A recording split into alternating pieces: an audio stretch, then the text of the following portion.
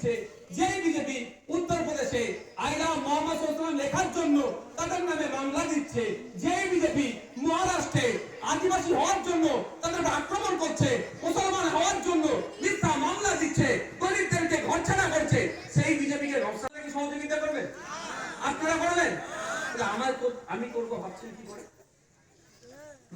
নিজের দিয়ে তো অন্যকে জাস্টিফাই করা দরকার। আমি রাজনীতি কেন বিশ্বাস করছি যে আমি কোনোদিন তৃণমূলে যাবো থাকবে না। যেই সমাজ ব্যবস্থাতে রাজনৈতিক মতপার্থক্য হলে হিংসাই জড়াবে না, সেই সমাজ ব্যবস্থা গড়ে তোলার জন্য রাজনীতির ময়দানে এসেছি। আর ওই চোর কাঠমানি করদের পাল্লায় আমি পড়িনি, ওদের কাছে আমি মাথা বিক্রি করে দিই। তাই আমার নামে অনেক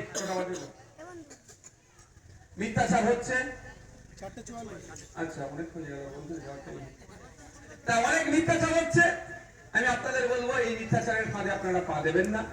একজন বিধায়ক হিসাবে আমার যে ডিউটি আমি পালন করছি, আমি মনে করি অন্যান্য বিধায়করা ভাঙড়ের বিধায়কের কাছে সেই ডিউটি পালন করার ধারে কাছে দিতে পারবে না। প্রতিনিয়ত বিধানসভা হলে আপনারা কিছু কিছু সোশ্যাল মিডিয়ার মাধ্যমে আপডেট পান। আমি বিধানসভায় গিয়ে ভাঙড়ের বিধায়ক হয়ে গিয়ে রাজ্যের মানুষের হয়ে প্রতিনিধিত্ব করছি। আপনারা আমাকে সেই সুযোগটা দিয়েছেন, ধন্যবাদ জানাই। আমার ইচ্ছা ছিল প্রতি মাসে মাসে এখানে আসবো, কিন্তু সত্যি আমি আসতে পারিনি, আমি দুঃখিত। তবে দুঃখিত সাথে সাথে একটা আমাকে জিনিস ভালো লাগে, যে রাজ্যের যেখানেই সমস্যা হোক না কেন সেখান থেকে আজকে ফোন এসছে ভাঙড়ের বিধায়কের কাছে যে একবার আপনি আসুন আমাদের এলাকায়। ভালো লাগে। গত কয়েকদিন আগে প্রাথমিক প্রাইমারি শিক্ষা পর্ষদের অফিসে গিয়েছিলাম, দায়িত্বশীলতা পালিয়েছে।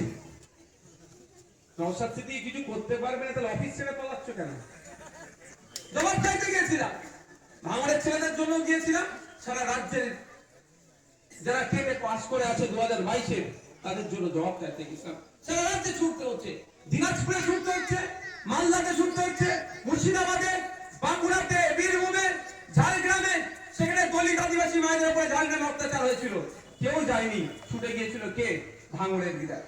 সেখানে গিয়ে যখন পৌঁছায় আমাকে ভালো লাগে শুনতে, এই ভাঙড়ের বিধায়ক এসেছে এই কথাটা শুনতে। আমাকে এই ভাঙড়কে মারামারি হানাহানির ভাঙড় হিসাবে দেখাতে চেয়েছিল, সারা রাজ্যের মানুষের মুখে আজকে আপনারাই রক্তদানের ভাঙড়ে পরিণত করে দিয়েছেন। এখানে রক্ত দিয়ে আমাদের পরিচয় হবে, রক্তপাত আমাদের পরিচয় নয়। তাই আপনাদের বলবো আর একটা জিনিস খুব গুরুত্বপূর্ণ, গত কদিন এখনো মানে পাবলিশ করেনি, গত কদিন আগে আমি আর বিকাশ স্যারের একটা ইন্টারভিউ দিচ্ছিলাম একটা চ্যানেলে বসে। ইন্টারভিউ হয়ে যাওয়ার পরে ওই চ্যানেলের যিনি ছিলেন তার সাথে আমি একটু কথাবার্তা বলতে বলতে সে একটা কথা শুনলাম, আমি তো অবাক হয়ে গেলাম। বলছে আমরা একটা চ্যানেলের ট্রায়াল শুরু করেছি, এখনো পাবলিক ডোমেইনে আনিনি। সেটা হচ্ছে এআই দিয়ে ওই শিবম ছিলেন ভাই যে রিপোর্টার, তার নাম হচ্ছে শিবম, ভালো, আমার সাথে খুব ভালো তার সম্পর্ক। সে বলছিল ও একটা হিন্দি চ্যানেল করছে। তো আমি বললাম আপনি কি খুব ভালো হিন্দি বলতে পারেন? বলছে না না, আমি এআই এর মাধ্যমে আমি বাংলাই বলবো, ওটা হিন্দি হয়ে যাবে। তো এখন বিকাশ স্যার সম্ভবত জিজ্ঞাসা করলো তোর ঠোঁটটা হুবাহু ঠিক থাকবে? ওনাকে জিজ্ঞাসা করলেন যে আপনার ঠোঁটটা হুবাহু ঠিক থাকবে? বলছে এখন হুবাহু ঠিক নেই, তবে ওইটা একটা প্যাকেজ আছে, ওটা যদি রিচার্জ করে দিই আমার ঠোঁটেই বাংলা বললে হিন্দি বেরোবে। মানে বুঝতে পেরেছেন কি ভয়ঙ্কর ব্যাপার? তো আগামী দিনে এরা এত নোংরামি করছে, দেখবেন হয়তো বড় ভাইজানের কোনো বক্তব্য বলছে ভাঙড়ের মানুষ সব তোমরা নিশ্চিন্তে থাকো, আর ওরা ওই উল্টো করে দেবে আবার। তাই আপনারা বক্তব্য ভেরিফাই করবেন। ছবি আছে পাশে বসিয়ে এডিট করা যায়।